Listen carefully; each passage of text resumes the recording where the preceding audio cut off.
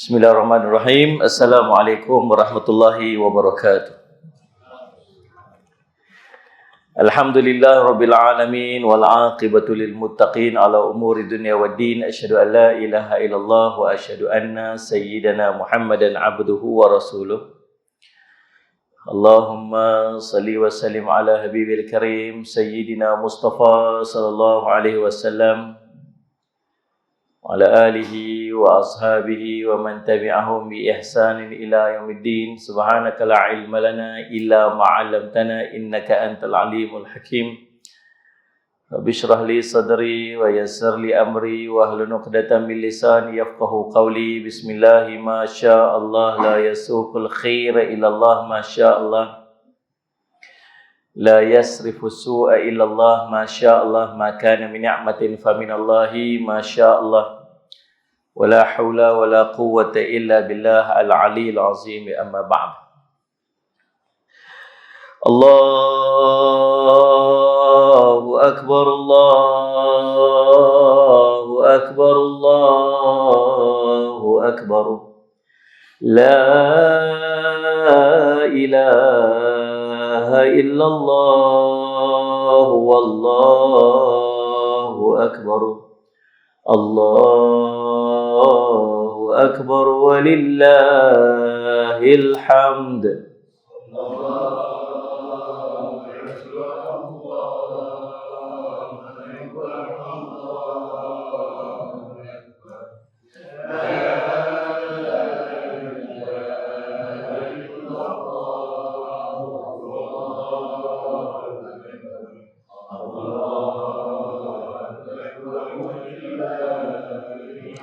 Allahu akbar, Allahu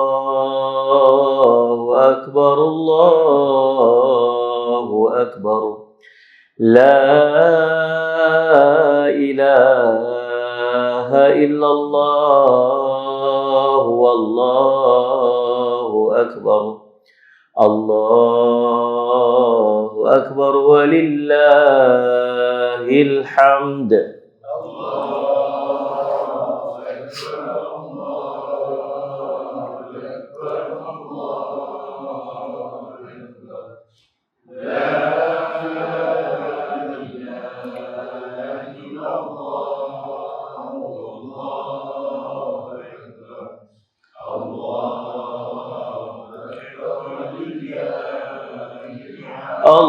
Allahu akbar, Allahu akbar, Allahu akbar. Allahu akbar kabiran walhamdulillahi katsiran wa subhanallahi bukratan wa asila. La ilaha illallah wa la na'budu illa iyyahu mukhlishina lahuddin walau karihal kafirun.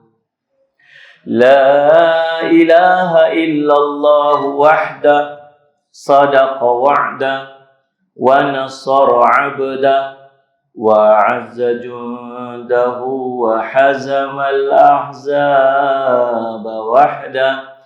La ilaha illallah wallahu akbar. Allahu akbar walillahil hamd. Allahu akbar, Allahu akbar. La ilaha illallah wallahu akbar. Allahu akbar walillahil hamd. Alhamdulillah, terima kasih kepada Tuan Pengerusi Surau Al-Banna, Tuan Imam, seluruh ahli kuasa, pegawai-pegawai surau, para asatiza, alim ulama, ibu-ibu, ayah-ayah, tuan-tuan, perempuan, sidang hadirin dan hadirat yang dirahmati sekalian. Alhamdulillah, Puji syukur kita panjatkan kepada Allah SWT dengan limpah kunana yang taufik di sisi Allah SWT kita dapat bersama-sama pada malam ni.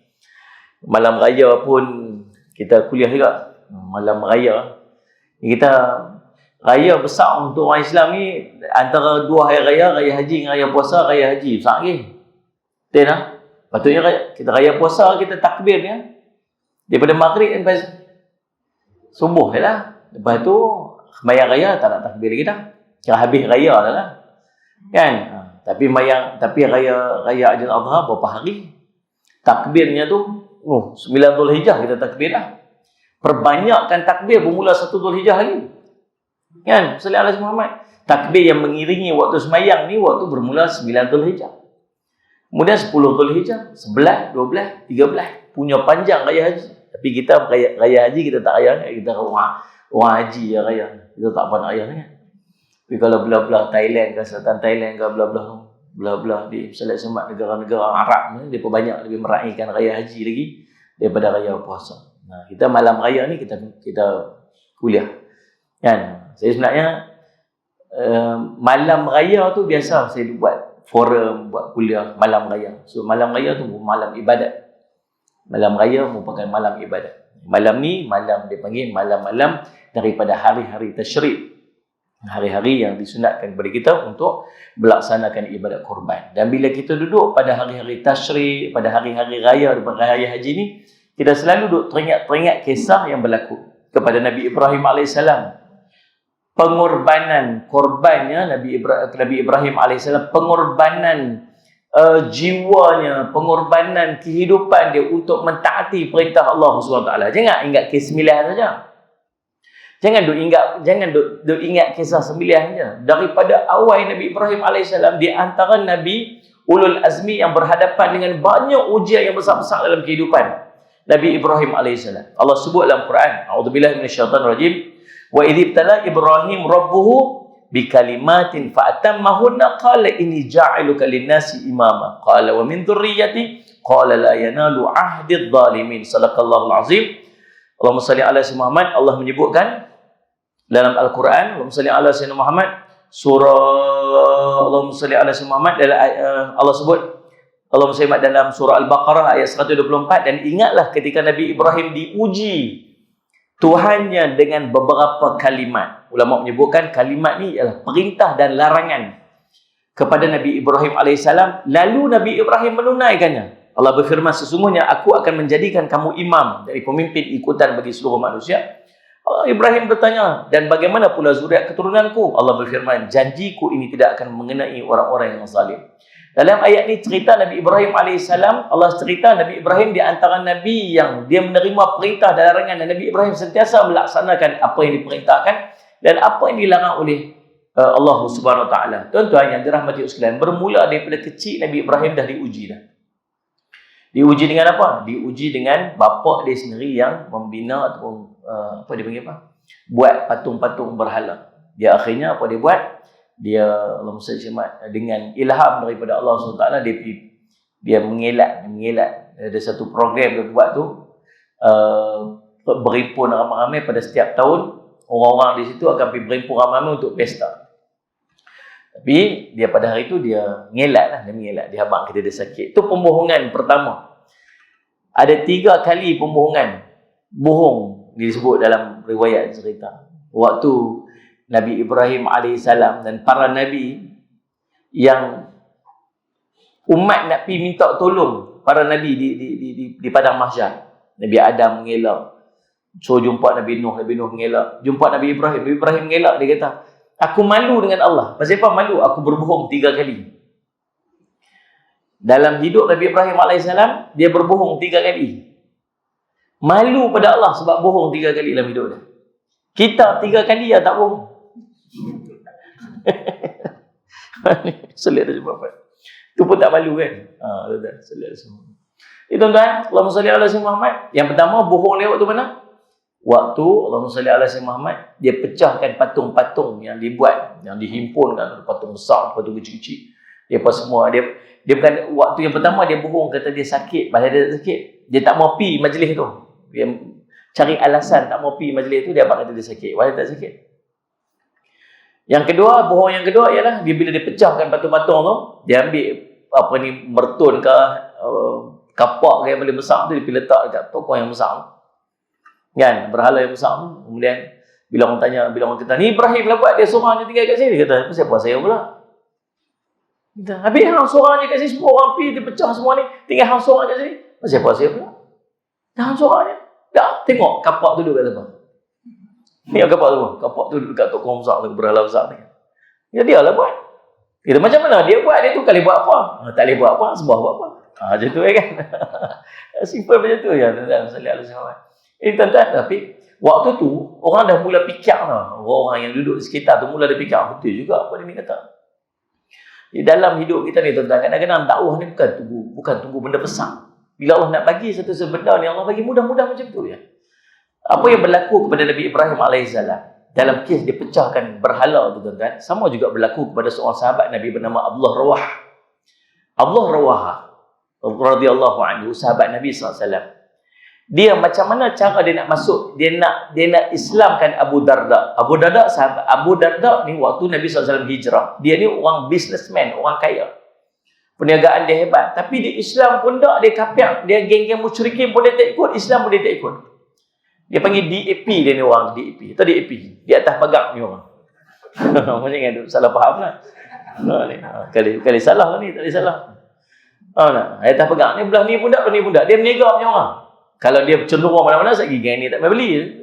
Dia macam tu lah. Allah Rawha ni, dia kata macam mana aku nak bagi dia ni masuk Islam. Satu hari, bila Abu Darda pergi kerja, dia pergi rumah Abu Darda. Dia ni kira macam, dia dengan keluarga Abu Darda macam adik-beradik. Kata, wahai Ummu Darda, aku nak masuk rumah, saya boleh tak? Sila masuk. Dia pun masuk ke rumah Ummu Darda. Waktu Abu Darda tak keluar, Ummu Darda kata, rehat sini Zat. Dia pergi dapur Zat. Dia masuk ke dapur, dia terus masuk. Dalam rumah Abu Darda ni, dia ada satu bilik berhala. Satu bilik. Ada berhala. Dia orang kaya. Berhala dia berhala yang cantik. Berhala dia polish, berkilatnya. Dia jaga berhala dia. Dia ambil kain Allahumma salli, kain sutra, dia balut dia berhala dia. Pakaiannya cantik berhala dia. Lalu sallallahu alaihi wasallam apa dia buat tuan-tuan? Abdullah Rawha ni dia pergi ambil, dia pecahkan. Dia pecah berhala tu, kemudian dia lari. Bila Ummu Darda tengok, keluar tengok Abdullah Rawha tak ada dekat bilik dia. Kemudian dia pergi masuk dalam bilik berhala tu, dia tengok berhala tu dah pecah. Lalu sallallahu alaihi Muhammad dia kata, pasal Abdullah Rawha buat kat kami macam ni, kami tak buat apa pun kat dia. Kami tak kacau dia pun, dia masuk Islam, kami tak kacau dia. Dia nak pergi perang, kami tak kacau dia. Bahkan kami layan dia macam saudara kami, tapi dia pecahkan berhala kami. Tunggulah Abu Darda balik. Nak telefon tak boleh, telefon tak ada. Tunggulah depan pintu sambil duduk teriak. Bila Abu Darda sampai-sampai, dia tengok bini duduk teriak depan rumah, siapa ni? Dia tengoklah apa yang Allah Rawah, saudara kita ni buat kat kita. Boleh buat apa? Pergi tengok dalam bilik. Masuk tengok dalam bilik tu, dia punya tu dah pecah lah. Lalu dia pun kata, dia pun marah lah. Dia kata, pasal apa dia ni? Dia ni apa masalah dia? Aku tak kacau dia pun hidup dia. Dia berjalan, dia keluar, dia nak pergi cari Abdullah Rawah tu. Dalam perjalanan dia nak pergi tu, tiba-tiba sallallahu alaihi Muhammad, dia kata, berhala tu aku punya jaga dia. Aku punya pedor dia. Bagi makan ke dia? Bagi makan. Tengok kita duduk pergi kan, duduk bagi buah lima apa. Saya ingat dulu saya duduk kayu, gerek pergi sekolah. 3-4 orang kami kayu gerek pergi sekolah. Tuan-tuan tahu gerek? Kedah tak tahu teruk. Pak Hakim tak tahu dah. Tak tahu gerek, tahu. Tuan-tuan sallallahu alaihi wasallam. Lalu tuan-tuan tengok ada tepi jalan kan, buah lima dia duduk.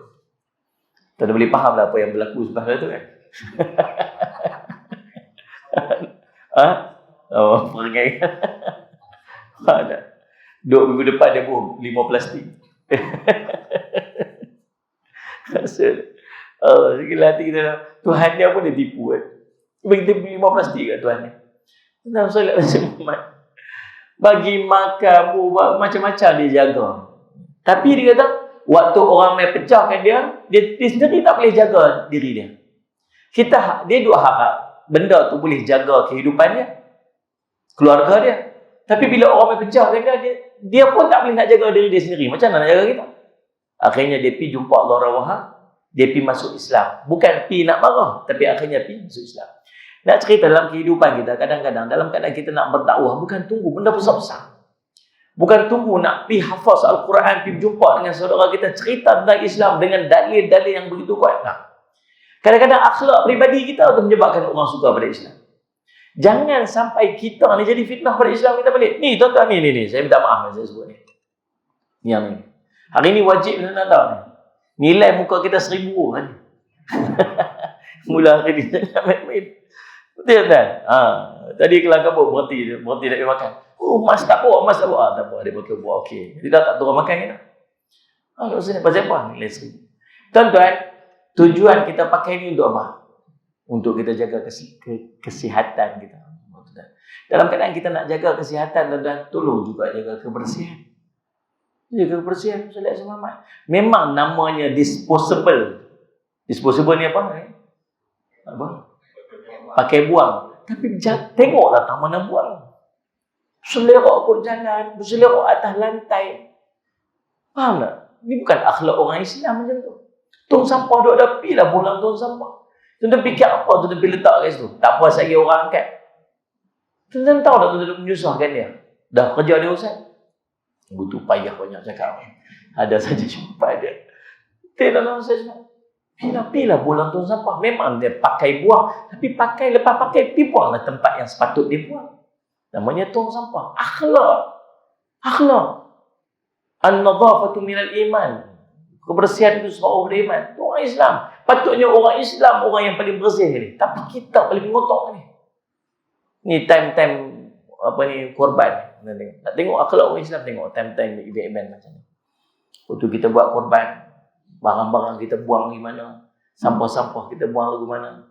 Tuan-tuan, Rasulullah SAW, jagalah akhlak orang Islam. Faham tak? Benda-benda simple-simple macam ni ya. Dan mungkin inilah menjadi penyebab orang berkenan dengan Islam. Orang mengenal Islam. Tapi kita pula jadi fitnah pada Islam. Tengok my time korban macam bila. Selerak, kotor, busuk.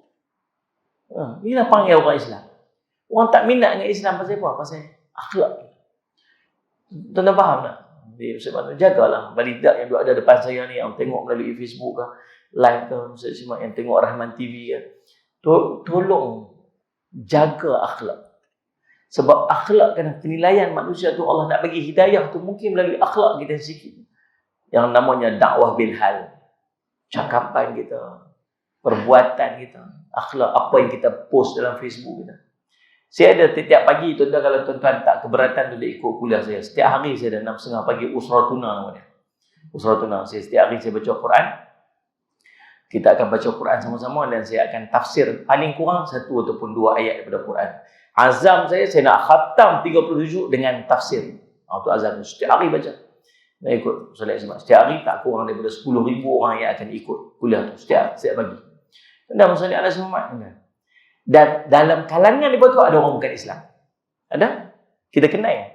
Dia jumpa dengan isteri dia. Dia orang bukan Islam. Setiap hari dia ikut. Orang India. Tuan-tuan nak cakap macam mana? Solat Jumaat. Dia duduk ikut. Dan dia menilai perwatakan kita, menilai percakapan kita. Kalau kita bercakap benda-benda tuan-tuan sekalian, menghina kita, memaki hamu kita apa, adakah benda tu akan menyebabkan dia masuk Islam? Tak. Tuan faham ni?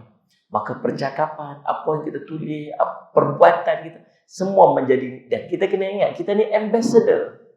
Kita ni duta. Duta apa? Nabi dalam riwayat menyebutkan, man qala la ilaha illallah fahuwa da'i. Siapa yang mengucapkan 2 kalimah syahadah, dia adalah da'i. Dia ni orang yang tugas dia untuk bawa orang pada Islam. Dan maka gunakan watak kita, gunakan kelakuan kita, akhlak kita dengan tujuan untuk ajak orang pada Islam.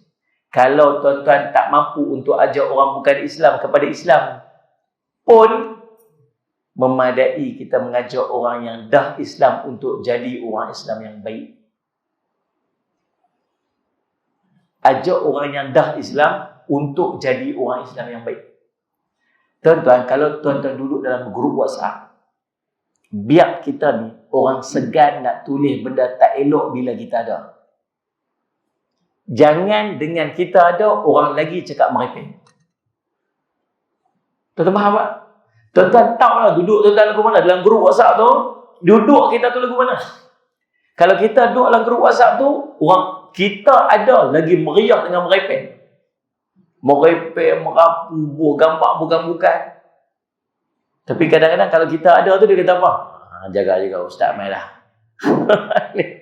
Kita kena tak buat apa-apa gambar senyum yang tu dah. Jaga-jaga ustaz mai dah. Alamak silap bilik apa semua nanti keluar. Maksud dia, kita ada kesan dalam masyarakat. Orang yang paling baik ialah orang yang ada manfaatnya pada orang duduk sekelilingnya. Kita jadi orang yang ada manfaat. Orang tengok kita, orang teringin nak buat baik. Orang tengok kita, orang tak mau buat jahat. Orang tengok kita, orang tinggalkan kemaksiatan. Maksud kita jadi orang manfaat. Tapi kalau sebaliknya, duduk kita tu jadi orang tambah maksiat. Jadi orang tambah lara, jadi orang tambah serabut. Maksudnya kita ni tuan-tuan dalam keadaan sangat tu. Kita sendiri boleh nilai keadaan. Dah faham tak? Baik, Allahumma salli ala sayyidina Muhammad. Okey.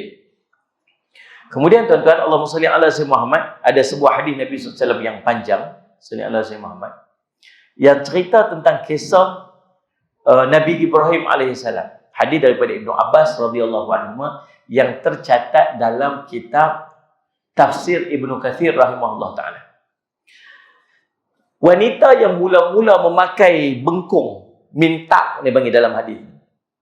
Ikat pinggang ataupun bengkung pada zaman dulu ialah ibu Nabi Ismail alaihissalam. Ibu Nabi Ismail alaihissalam. Siapa ibu Nabi Ismail ni? Siapa? Saya ingat di antara norma baru dalam kuliah ni tuan-tuan ialah tanya soalan tak mau jawab. Saya duduk ceramah kata ada berapa kisah. Yang pertama, yang bab duduk jarang-jarang memang daripada dulu pun sama dah. Kita ustaz kita pergi kuliah waktu SOP ni ustaz, depa kena duduk jauh-jauh sikit dan jarang sikit. Itu tak payah suruh memang buat dah.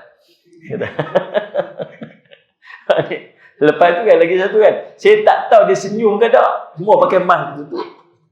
Kita jenuh engkau buat gelak, jenuh engkau buat lawak tadi, gelak ke tak gelak ni. Yang ketiga tu kan jenis apa? Jenis tanya soalan tak mau jawab. Lepas tu jadi ke? Saya ingat lama cuti kuliah dia retak tidak respon lagu mana. Tenda Rasulullah SAW. Nah, nama apa? Mak kepada Ibrahim, Hajar alaihissalam. Kisah Hajar ni, macam mana dapat Hajar ni tercatat dalam riwayat. Waktu Nabi Ibrahim alaihissalam, sallallahu alaihi wasallam, bawa isterinya, dia hijrah berapa kali Nabi Ibrahim.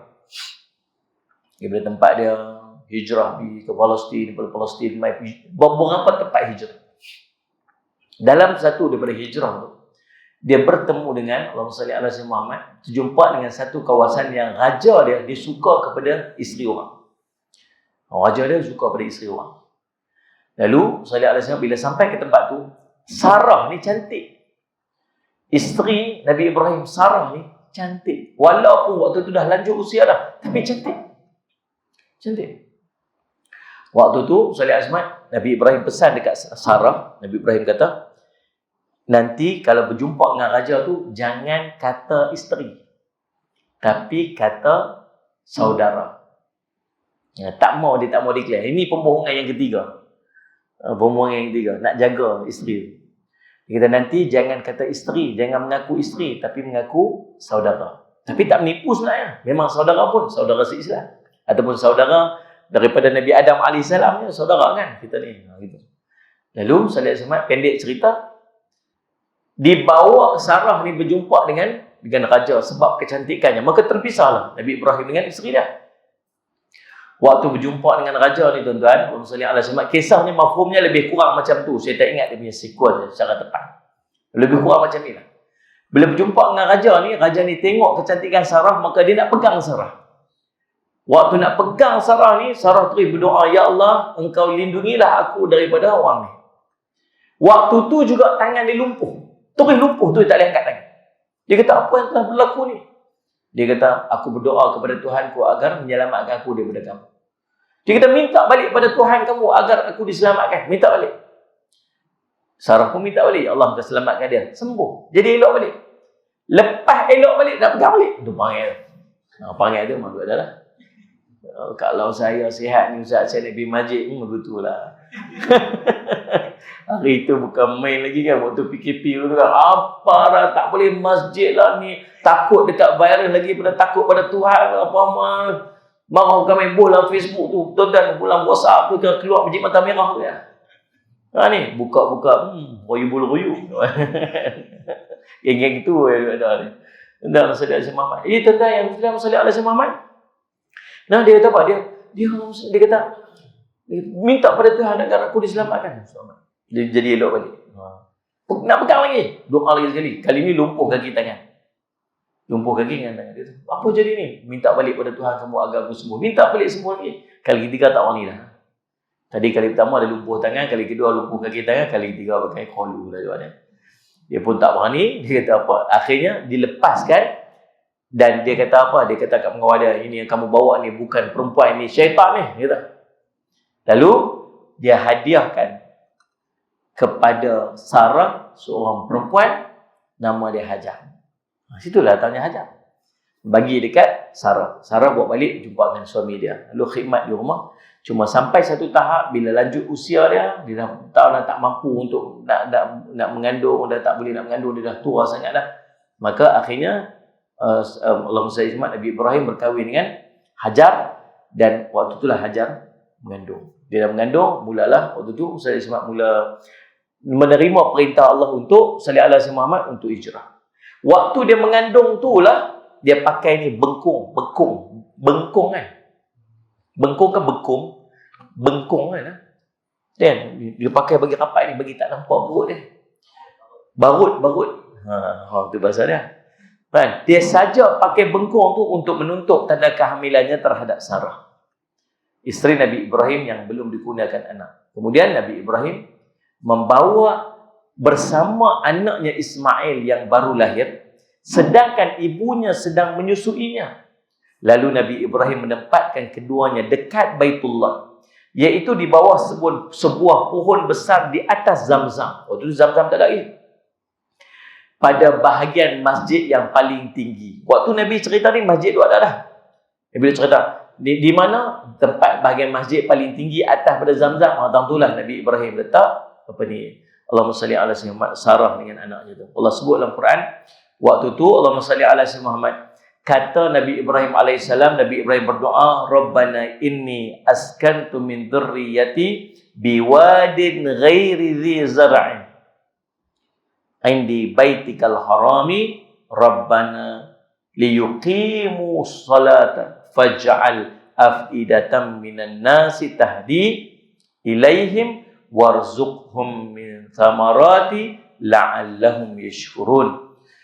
Allah sebut, wahai Tuhan kami, sesungguhnya aku telah menempatkan zuriat keturunanku di lembah yang tidak mempunyai apa-apa tumbuh-tumbuhan. Biwadin ghairi zi zar'in. Wadin, tempat, lembah. Ghairi zi zar'in, yang tak ada sikit pun tumbuh-tumbuhan. Tak ada apa. Pokok tak ada, air tak ada. Pintar guys. Apa yang Nabi Ibrahim buat? Dia terima perintah Allah. Benar Sallallahu Alaihi Muhammad. Perintah. Pita kat situ bukan sekat tu. Di sisi Baitullah yang dihormati. Kemudian dia doa, Rabbana, wahai Tuhanku, semoga mereka mendirikan solat. Dia ada 4 ibadat.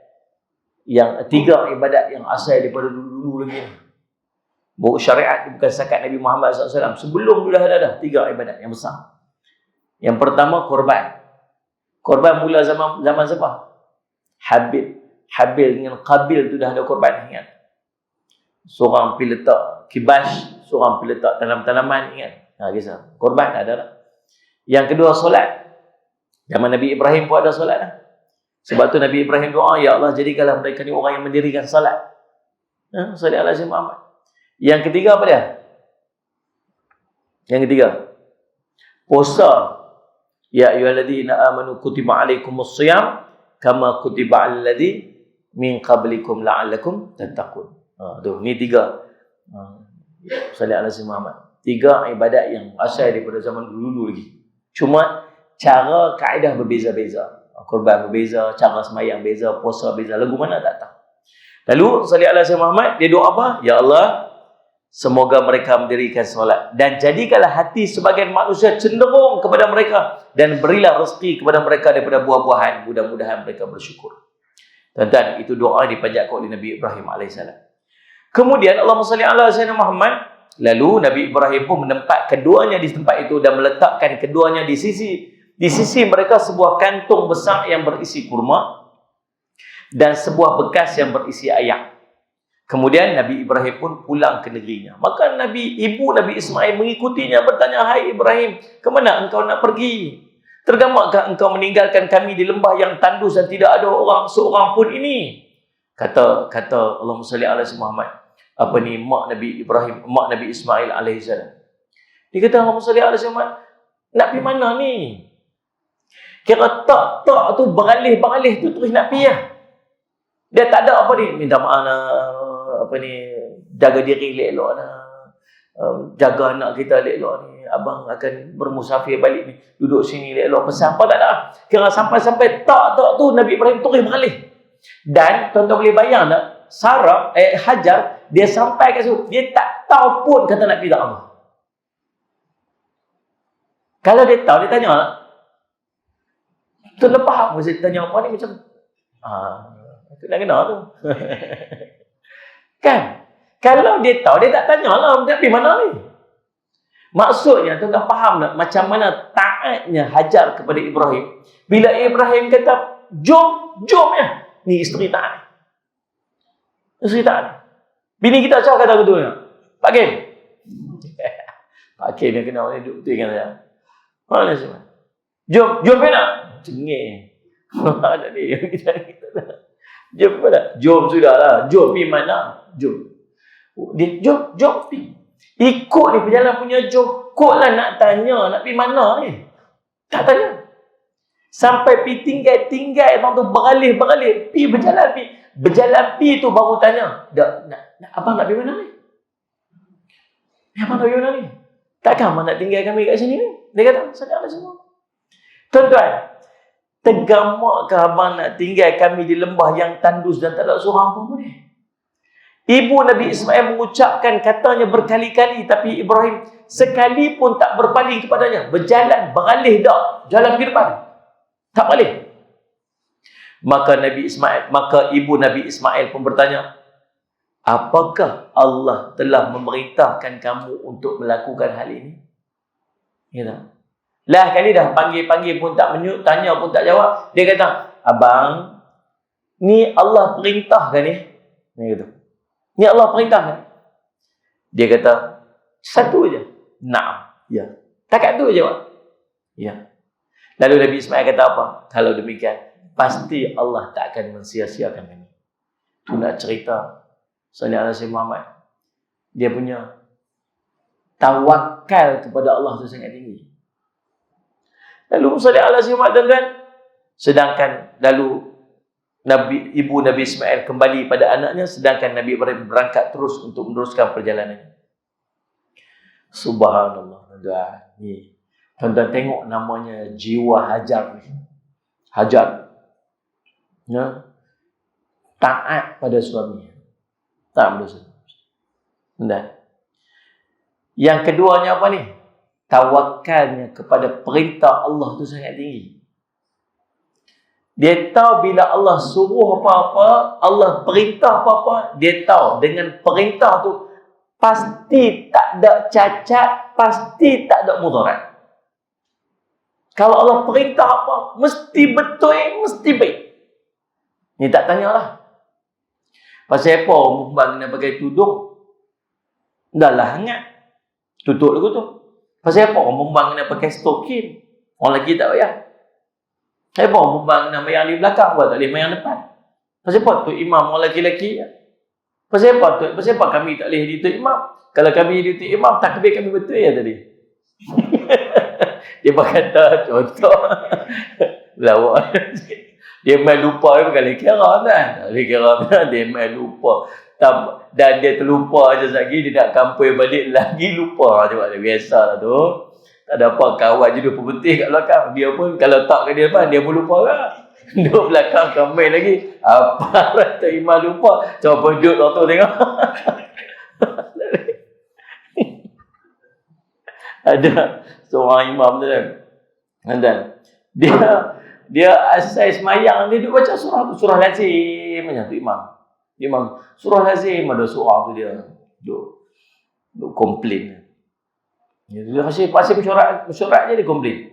Tukar lah tu imam tu duduk baca surah lazim. Kita dengar macam banyak-banyak sini.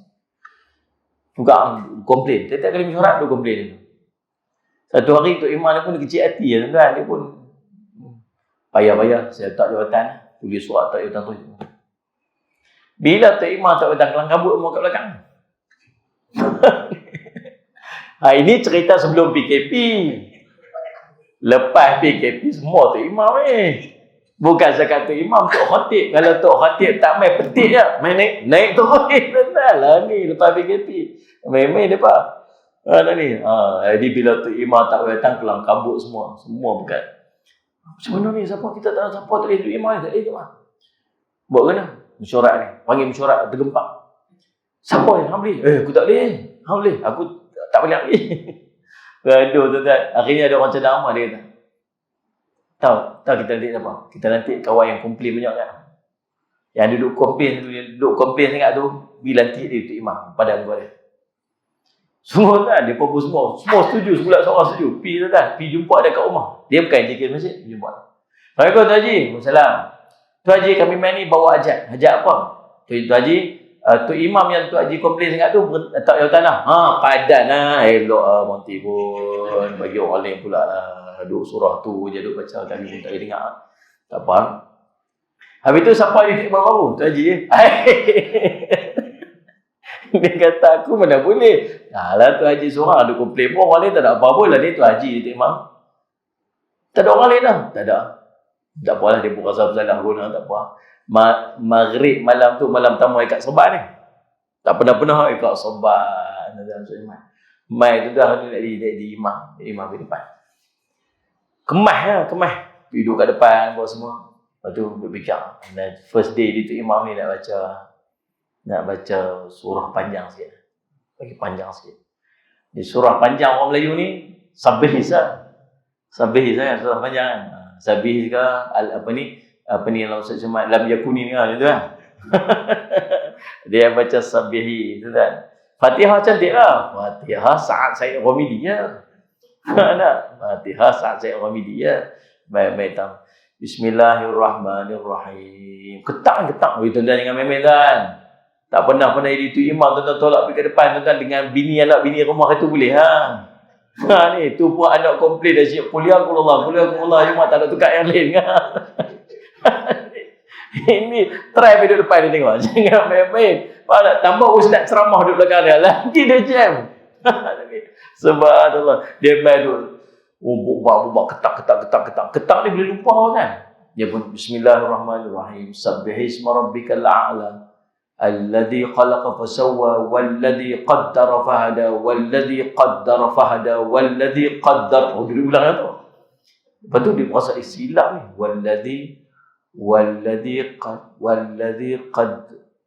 Walladhi geng-geng belakang senyap siapa pun tak tengok. Geram. Geng-geng belakang pada muka.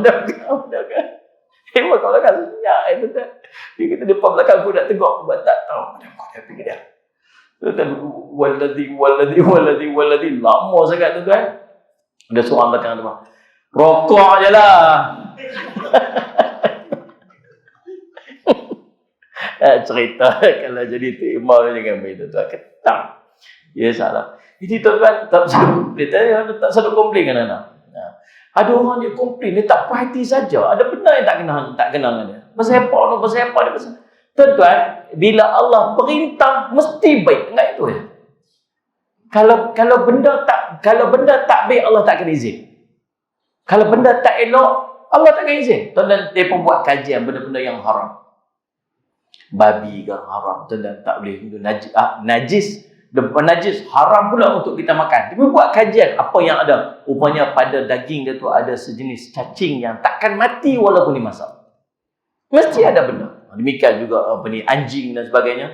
Tuan-tuan sekalian ada benda-benda, mesti ada benda yang tak baik. Yang Allah sembunyikan pada benda yang dia larang.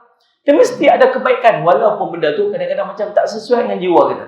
Dan tengok, kita kena ada jiwa hajar dalam diri kita ni. Apa saja perintah pada Allah, pasti ada hikmah, pasti ada kebaikan. Lalu Allahumma salli ala Muhammad, ketika ia sampai ke celah ataupun lereng bukit dan tidak melihatnya, maka dia pun menghadap wajahnya ke Baitullah, kemudian memanjatkan doa tadi ni, Rabbana inni askantu min zurriyyati biwadin ghairi zi zar'in 'inda baitikal haram Rabbana liyuqimus salata faj'al ifdatan minan nasi tahdi ilaihim warzuqhum min thamarati la'allahum yashkurun. Kemudian ibu Nabi Ismail pun menyusukan anaknya dan minum daripada bekal ayak tersebut. Lama-lama habislah bekas ayak yang ada dalam bekasnya itu. Lalu ibu Ismail pun rasa haus. Begitu juga dengan Ismail. Ibu Ismail memandang bayinya yang menangis sambil meronta-ronta. Lalu dia pun berangkat kerana tidak sanggup memandang wajah anaknya yang sedang kehausan.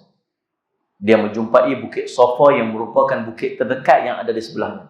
Lalu berdiri di atasnya, kemudian menghadapkan dirinya ke lembah serta memandang sekitarnya, barangkali dia berjumpa dengan seseorang, tetapi ternyata dia tidak melihat seorang pun di sana. Cerita bila dia dah start dahaga, dia tengok anak dia mula teriak sebab dahaga. Kalau dia dahaga, anak dia lagi lah dahaga. Kering kontang, tempat pokok tak ada, duduk tengah panas. Ayak pun ada, duduk minum-minum, lama-lama habis. Tak minum apa tuan-tuan. Dia tak boleh tengok muka anak teriak. Dia tinggal anak dia tu. Tinggal Nabi Ismail tu, dia pun pinik tengok ada bukit satu tu. Pinik atas bukit tu, pergi jelur tengok kok ada orang lalu. Tak ada siapa. Turun dan berjalan, pergi lari. Pergi sebelah sana, salih ala Muhammad. Dia pun menyingsingkan kain baju kurungnya dan berlari kecil seperti berlarinya orang yang kepayahan. Hingga lembah itu terlewati olehnya, lalu dia sampai pula ke Marwah. Bukit belah sana. Dia pun tengok belah sana, kok ada orang lalu lalang. Tak ada siapa lagi. Kemudian itulah yang dia lakukan sebanyak 7 kali. Ibnu Abbas mengatakan bahawa Nabi SAW pernah bersabda, kerana itulah maka manusia melakukan sa'i di antara keduanya, ini Safa dan Marwah. Ketika ibu Ismail sampai ke puncak Marwah, waktu naik Safa, pergi Marwah. Naik Safa, pergi Marwah. Naik, sampai di belah Marwah sana, hujung dah cukup 7. Sampai dekat sana, tiba-tiba dia terdengar satu suara. Dia dengar satu suara dekat anak dia. Dengar satu suara belah sana. Dia kata kat diri dia, tenang. Jadi dia kata, tenang. Kemudian dia memasang pendengarannya baik-baik dan ternyata dia mendengar adanya, sungguh-sungguh dengar suara. Lalu dia berkata kepada dirinya, semuanya aku telah mendengar sesuatu. Nescaya di sisimu, yakni Ismail, ada penolong. Ternyata dia bersua dengan malaikat di sumur Zamzam. Tempat yang Zamzam tu, tempat yang nak jadi Zamzam tu, tentu dia jumpa dengan malaikat. Sedang malaikat itu sedang menggali tanah dengan kakinya ataupun dengan tajam dengan hujung sayap. Sehingga muncullah air. Ini kisah yang tercatat dalam sejarah. Nah, kita duk baca dengar yang anak yang Nabi Ismail hentak kaki keluar ayat kan. Tapi dalam riwayat ni cerita Allahumma salli ala Muhammad, kaki malaikat itu yang menghentak. Ataupun sayap malaikat itu yang mengorek-ngorek lubang tu. Lalu keluar air. Lalu ibu Ismail pun buat kolam dengan isyarat Zamzam dia sebut. Nah, dia pun buat kolam dan mengisyaratkan dengan tangan lalu mencedok ayak itu dengan kedua tangannya dan dimasukkan ke dalam bekas ayak minumnya, sedangkan sumur Zamzam terus memancarkan air setelah ibu Ismail selesai mencedoknya. Ibnu Abbas melanjutkan kisahnya bahawa Nabi SAW pernah bersabda, semoga Allah merahmati ibu Ismail. Sekiranya dia membiarkan Zamzam itu atau tidak mencedok sebahagian daripada atas airnya, nescaya Zamzam itu akan menjadi mata air yang mengalir. Ibnu Abbas melanjutkan kisahnya, setelah itu ibu Ismail minum air Zamzam dan menyusui anaknya, maka malaikat itu berkata kepadanya, jangan kamu takut tersia-siakan, kerana sesungguhnya di sini nanti akan terdapat sebuah rumah milik Allah yang akan dibangunkan oleh anak ini dan ayahnya.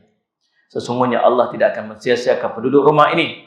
Tersebutlah bahawa rumah itu masih berupa tanah yang menonjol ke atas, mirip dengan salih alaihi wasallam, gundukan tanah macam belakang unta. Tempat yang jadi Kaabah tu, yang tinggal tu sisa-sisa dia macam dia naik macam bonggol-bonggol unta. Tahu tak apa tu? Itu ialah batu-batu bekas tinggalan Kaabah yang terbina semenjak zaman Nabi Adam AS. Rupanya di situ memang dah ada dah tapak dia. Jadi Nabi Ibrahim hanya membina Kaabah di atas bekas tinggalan. Qawaid dia bagi, bekas tapak yang dah ada dah Kaabah yang terbina semenjak zaman Nabi Adam. Bila datang banjir, maka air mengalir ke sebelah kanan dan kirinya. Dia punya tinggi bekas tempat tu, sampai kalau banjir ni ataupun air ni, dia akan pergi kiri kanan. Tu cerita dia.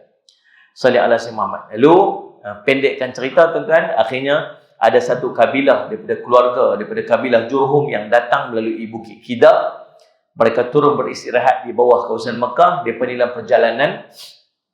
Dalam perjalanan, mereka tengok ada burung-burung duk terbang di atas tu. Dia berkata, kalau terbang macam tu mesti ada ayam kat bawah.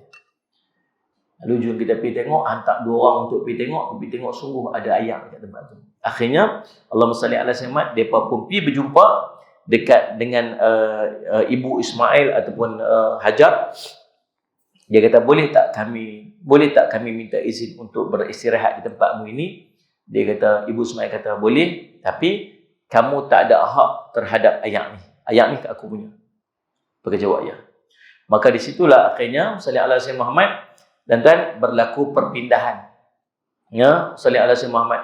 Depa datang dan tinggal bersama dengan Nabi Ismail dan ibu Nabi Ismail dan rombongan pertama mereka ketika Mekah telah berpenghuni beberapa ahlul bait daripada kalangan mereka, orang-orang Jurhum, sedangkan pemuda itu telah dewasa dan belajar bahasa Arab daripada mereka. Sebab Nabi Ismail bukan orang Arab. Dia bukan asal daripada tempat tu yang bercakap bahasa Arab. Tapi dia duduk daripada kalangan orang Jurhum tu, dia mula bercakap bahasa Arab. Allahumma salli ala Sayyidina Muhammad. Dan setelah Nabi Isa cukup matang untuk berkahwin, lalu mereka kahwinkannya dengan seorang wanita daripada kalangan mereka. Tak lama selepas itu, ibu Ismail pun wafat. Akhirnya dia kahwin. In between itulah yang berlaku penyembelihan. Waktu mana? Waktu Allahumma salli ala Sayyidina Muhammad, Nabi Ismail alaihi salam sekitar umur 7 sampai 10 tahun. Allah sebut dalam Quran, falamma balagha ma'a sa'ya qala ya bunayya inni ara fil manami inni azbahuka fanzur madza tara. Qala ya abati if'al ma tu'mar satajiduni insyaallah minas sabirin. Maka ketika anaknya itu sampai ke peringkat umur yang membolehkan dia berusaha bersama-samanya, waktu usia ulama mufassir sebut 7 hingga 9 tahun, waktu itu Nabi Ibrahim sallallahu alaihi wasallam Muhammad mimpi dia sembelih anaknya. Mimpi para nabi ini sebagian pada wahyu. Mimpi ini ada 3 untuk kita. Mimpi ada 3. Yang pertama, mimpi daripada gangguan syaitan. Mimpi syaitan kacau. Mimpi merepek-repek, biasanya mimpi gangguan syaitan ni mimpi kita tak ingat. Kita jaga terkejut, jaga berpeluh, jaga penat, jaga takut.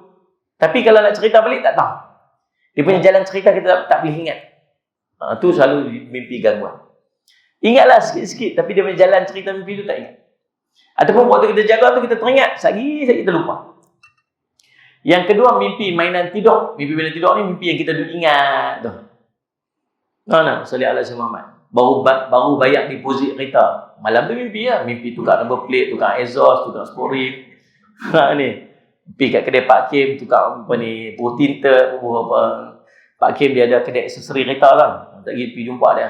Tuan-tuan nak pergi ambil tambah buat aksesori kereta, pergi. Dia ada 18 kedai aksesori situ, dia seorang yang Melayu.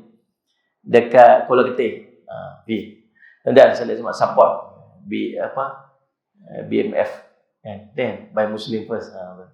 Tuan-tuan saya lihat semua mimpi modify kereta apa, mimpi baru bayar deposit kereta, itulah.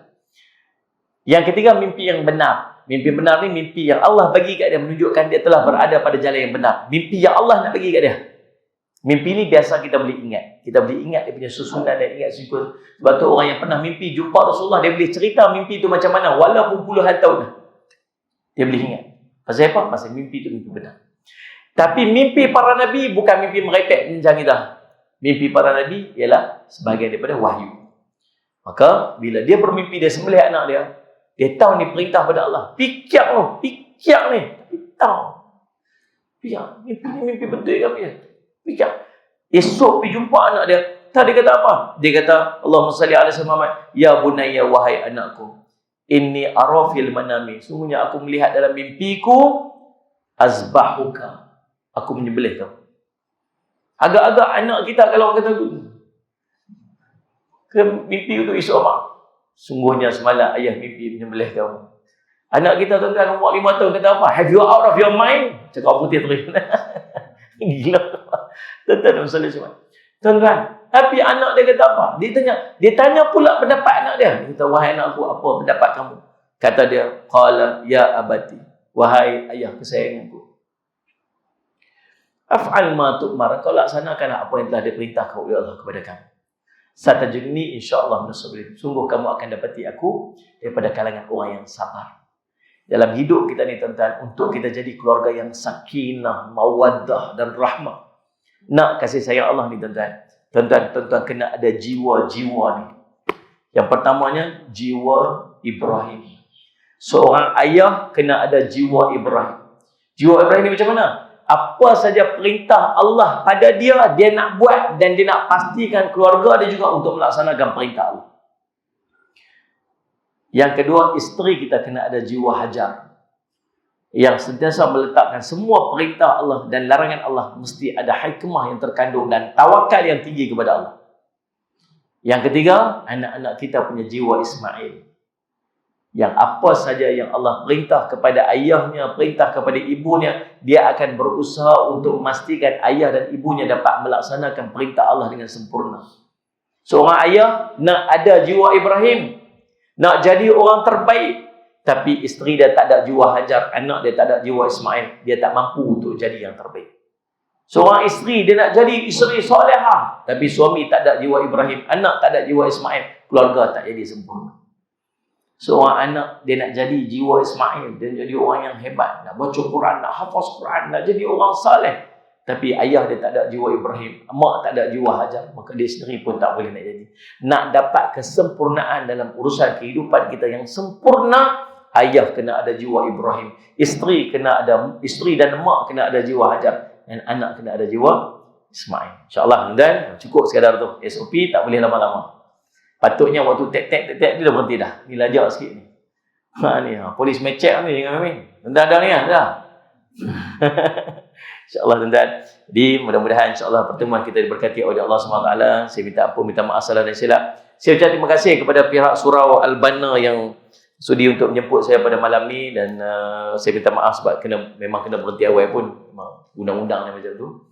Dan saya pun ada tetamu juga di rumah saya tu, Salih Al-Syimat daripada Kuala Lumpur, masih tinggal dia saat untuk main kuliah, jadi saya nak balik jumpa dia balik. Dan insyaAllah tuan-tuan, kita doakan supaya Allah berkati pertemuan kita ni, dan supaya Allah menerima korban yang kita laksanakan pada beberapa hari ini insyaAllah, dan Allah mengira kita, apa yang kita buat ini sedang amal soleh yang berpanjangan di sisi Allah SWT. Qul qali hadza wa astaghfirullah li wa lakum. Wassalamualaikum warahmatullahi wabarakatuh. Bismillahirrahmanirrahim. Alhamdulillahirabbil alamin. Wassalatu wassalamu ala rasulil amin sayyidina Muhammadin wa ala alihi ajmain. Allahumma faqihna fid din wa 'allimna ta'wil wa ja'alna min ibadikas salihin wa ihdinas siratal mustaqim.